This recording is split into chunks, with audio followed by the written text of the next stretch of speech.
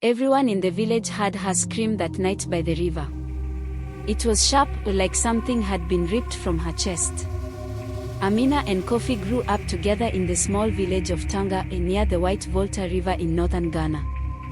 Their families were neighbors. Their mothers used to pound yam together.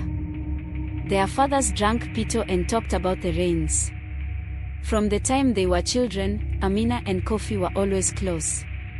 They fetched water together, picked shea nuts, and chased goats through the bush paths. By the time they were teenagers, their friendship had changed into something softer. Something secret. They never called it love, not out loud, but it was. The kind that grows slowly, like cassava, deep and quiet underground. Kofi had dreams. He didn't want to stay in Tanga, fishing like his father, always waiting for the river to be kind. He wanted to go to Accra, maybe learn a trade. Amina dreamed too. She didn't want to marry old Alhaji Sul, the trader from the next village, who already had 3 wives and walked like his knees were full of sand. They talked about running away together. A better life. Just the two of them. At night, they would meet by the river near the old mango tree with the crooked trunk. Kofi would bring her roasted yam or kenki wrapped in leaves. Amina would sneak her father's old transistor radio, and they'd sit with their feet in the water, listening to soft music and dreaming. Nobody knew, or so they thought. One afternoon, Amina's aunt saw them together. Kofi was brushing leaves from her hair, laughing like he had the whole world in his hands. She told Amina's father. That night, everything changed. Amina's father dragged her out of her room and beat her with a belt until she couldn't cry anymore. Her mother didn't stop him. She just sat in the corner, weeping into her wrapper. "You will bring shame to this house," her father shouted. "You think love will feed you? That boy has nothing." The next day, he told her she was to marry Alhaji Sul in 3 weeks.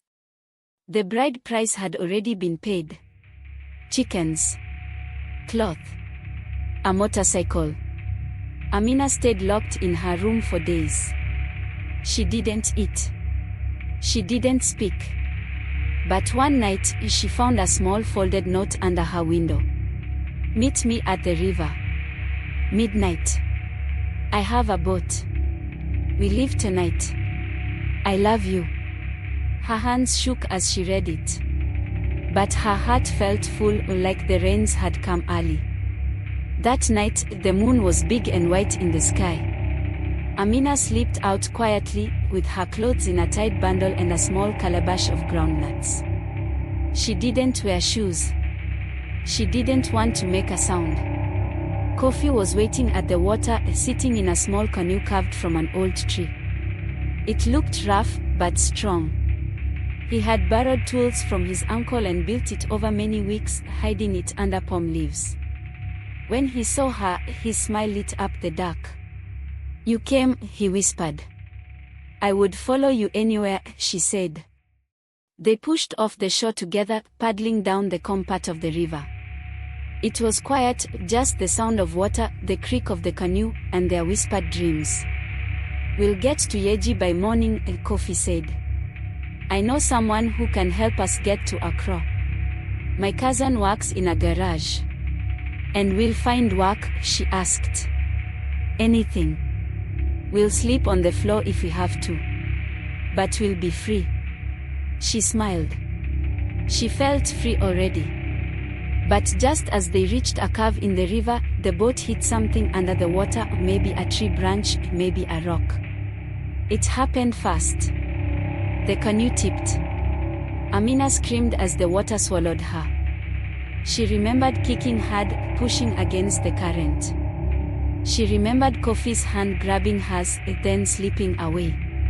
When she pulled herself onto the bank, her knees were bleeding. Her teeth were chattering. Her chest felt cracked open. But Kofi wasn't there. She called his name again and again. Nothing. Just frogs, crickets, and the sound of rushing water. By morning, the whole village knew. A group of men came with nets and long sticks. They searched the river for hours. They found the canoe cracked and floating near a patch of reeds. They found one of Kofi's slippers. But they never found him. No body. No goodbye. People said the river had taken him. Others said he had run away and left her behind. But Amina knew. She could still feel his hand slipping from hers. The wedding never happened. After Kofi's death, Amina refused to speak to anyone. She stopped eating. Stopped smiling. Her father beat her again, but it didn't work. Her mother cried. The whole house turned into silence.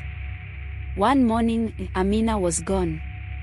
She left before sunrise, carrying only a small bag and wearing her old sandals. Some say she went to Accra. Others say she became a trader in the north. No one really knows. She never returned to live in Tanga. But some people swear that every year, on the same night she lost him, Amina returns.